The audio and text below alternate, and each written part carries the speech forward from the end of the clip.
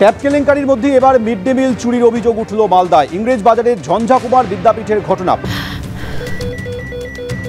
ক্যান্সারে নেই আর ভয়, NCRI হবে এর জয়। আপনাদের ভরসা নেতাজি সুভাষচন্দ্র বোস ক্যান্সার হসপিটাল। প্রধান শিক্ষক ও এক সহকারী শিক্ষকের বিরুদ্ধে মিড ডে মিলের চাল চুরি এবং হিসেব গরমিলের অভিযোগ রয়েছে।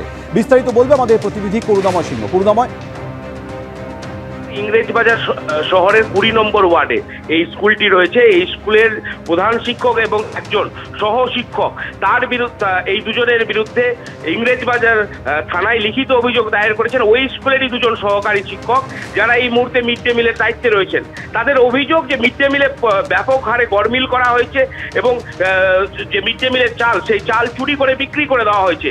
এই অভিযোগ তুলে তারা প্রথমে জেলা শাসকের কাছে অভিযোগ দায়ের করেন এবং ইংরেজবাজার পৌরসভার চেয়ারম্যানের কাছে অভিযোগ দায়ের করেছিলেন এবং এরপর তারা সরাসরি ইংরেজবাজার থানায় এই প্রধান শিক্ষকের নামে অভিযোগ দায়ের করেছেন।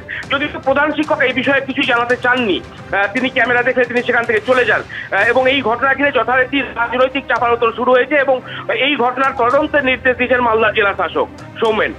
ধন্যবাদ করুণাময়। ট্যাব কেলেঙ্কারির মতোই এবার মিড ডে মিল চুরির অভিযোগ উঠল মালদায় ইংরেজ বাজারের ঝঞ্ঝাকুমার বিদ্যাপীঠের। ঘটনাটি প্রধান শিক্ষক এবং এক সহকারী শিক্ষকের বিরুদ্ধে মিড ডে মিলের চাল চুরি এবং হিসেব গরমিলের অভিযোগ উঠেছে।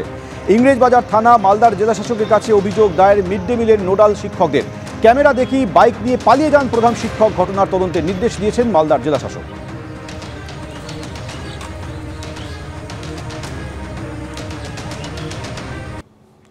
লটারির মাধ্যমে কোটি কোটি টাকা নয়-ছয় এবং জালিয়াতির অভিযোগে তদন্তে ইডি। লটারি দুর্নীতিতে প্রভাবশালী যোগের তদন্তে এবার কলকাতায় ইডির হানা। দিল্লির সদর দপ্তর থেকে শহরে এসে তল্লাশি চালাচ্ছে এনফোর্সমেন্ট ডিরেক্টরেট। ইডির একটি দল এয়ারপোর্টের কাছে মাইকেল নগরে হানা দিয়েছে। দোতলা বাড়ি পুরোটাই একটি লটারি সংস্থার পূর্বাঞ্চলীয় দপ্তর। এই বাড়িতেই রয়েছে লটারির ছাপাখানা। ইডির আরেকটি দল লেক মার্কেটে চারুচন্দ্র কলেজের কাছে একটি আবাসনে তল্লাশি চালাচ্ছে।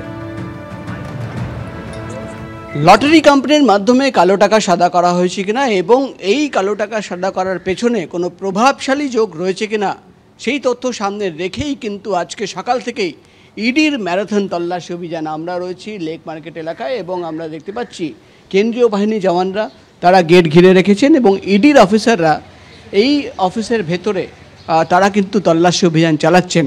এবং যেটা ইডি সূত্রের খবর, আজকে সকাল থেকেই দিল্লির ইডির অফিসাররা, গতকালই দিল্লির হেডকোয়ার্টার ইউনিটের অফিসাররা তারা কিন্তু কলকাতা পৌঁছে গেছিলেন এবং আজকে সকালবেলা কলকাতার অফিসারদের নিয়ে ইডি অফিসাররা ম্যারাথন তল্লাশি অভিযান শুরু করেছেন। একাধিক জায়গায় তল্লাশি অভিযান চলছে। এয়ারপোর্টের মাইকেলনগর এলাকায় তল্লাশি অভিযান চলছে, দক্ষিণ কলকাতার এই লেক মার্কেট এলাকায় তল্লাশি অভিযান চলছে এবং সামনে যে অফিস আমরা দেখতে পাচ্ছি, যেটা ইডি সূত্রের খবর, যে লটারি কোম্পানির বিরুদ্ধে অভিযোগ, সেই লটারি কোম্পানির অফিস এবং সেই অফিসের গেটের সামনে আমরা দেখতে পাচ্ছি কেন্দ্রীয় বাহিনীর জওয়ান দাঁড়িয়ে রয়েছেন। গেট বন্ধ করে দেওয়া হয়েছে, ভেতরে কাউকে ঢুকতে দেওয়া হচ্ছে না। এবং যেটা ইডি সূত্রের খবর, যে তাদের কাছে অভিযোগ এসেছিল বা তারা অভিযোগ পেয়েছিলেন যে লটারি কোম্পানির মাধ্যমে কোটি কোটি টাকা কালো টাকা সাদা করা হয়েছে এবং সেই অভিযোগ পাওয়ার পর প্রাথমিক তদন্ত তারা করেন। এবং যেটা ইডি সূত্রের খবর, এই অফিসে কিন্তু এর আগেও একাধিকবার তল্লাশি অভিযান চালানো হয়েছে এবং এই লটারি কোম্পানির বিরুদ্ধে যে তদন্ত সেটা কিন্তু বহুদিন ধরে চলছে।